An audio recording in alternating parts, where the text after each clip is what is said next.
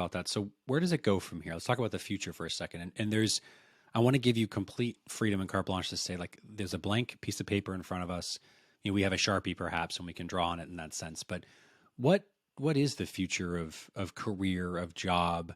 And we're going to talk about education. I want to talk about how Inly reinforces and supports that change. But I'm curious how you think about either, if you will, trends you see, or examples in terms of like how, or rather where we're going. What are some of the observations that you've made around the evolution of just the workforce and where the students of today can see themselves in 5, 10, 15 years? Mm. So I would say a couple of things. One is I'm grateful about the pandemic, actually, because years ago, I think everyone in education thought that education would fully go remote, that kids would be on computers and they wouldn't have to go to school and they'd learn from home and I never thought that because I think learning is within a community is really valuable.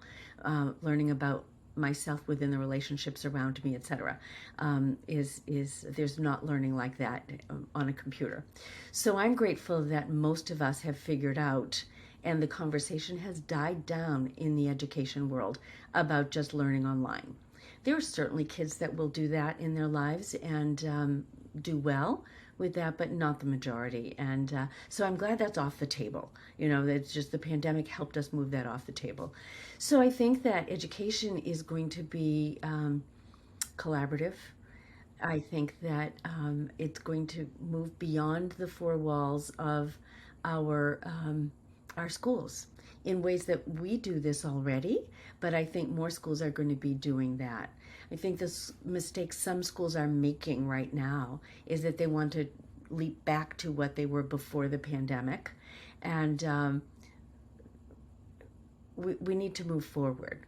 You know, we need to move into that unknown in bold ways. You know, I think that we're talking about a car, but essentially our kids are going to need to build rockets around them to maybe it's an airplane first. Listen, I'm okay with rockets. I want to be clear. My son loves rockets. Rockets are approved. Yeah, that's great. Okay. Yeah, but I think that it's going to be faster, and we're going to have to propel more quickly.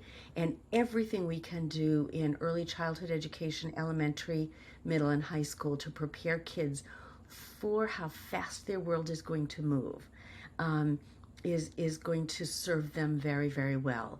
So I used to have a professor that in education, he was way ahead of his time, and he would come in and throw what he called curves every day. Here's your class, here's what's happening. Oh, no, here's the curve that's happening. I think the entire future is in a curve for our kids. And if we are not asking ourselves those questions as educators, how do we prepare kids for the unknown? How do we prepare them to understand themselves in the world, how they communicate, how they communicate in written form and verbal form, and really deeply understand what they're thinking and perspective taking.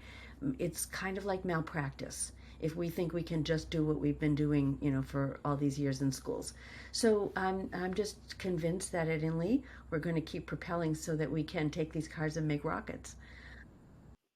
I love this. I have to tell my son after this. I mean, again, obsessed with rockets. Rockets are life in this house right now. Excellent, excellent. Yeah. Yeah. So if you need a consultant, he'll show up and he'll show you how to build rockets. And it's great. Yeah. Perfect, because his design will move right into the future. I'm sure of it. Yeah. That's the plan. Yeah.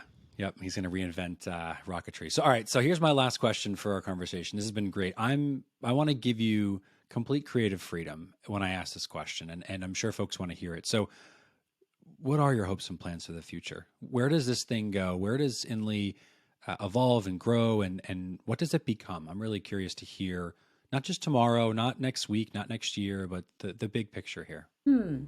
So I think first, foundationally, we have to just keep preparing kids the way we are and asking ourselves as educators the questions that we ask.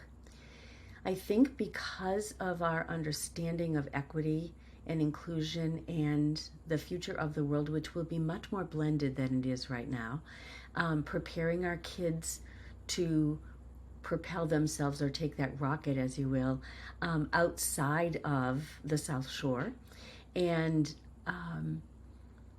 feel confident and competent in every situation. We actually have to design a future for them that is going to give them experiences outside of the South Shore.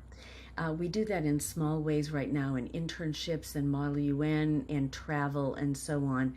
But I think we actually have to be much more purposeful in designing and giving our kids opportunities well beyond our property. So it's nice that we've expanded, but this is, again, metaphorically, the launch pad for what I think our future of education needs to look like.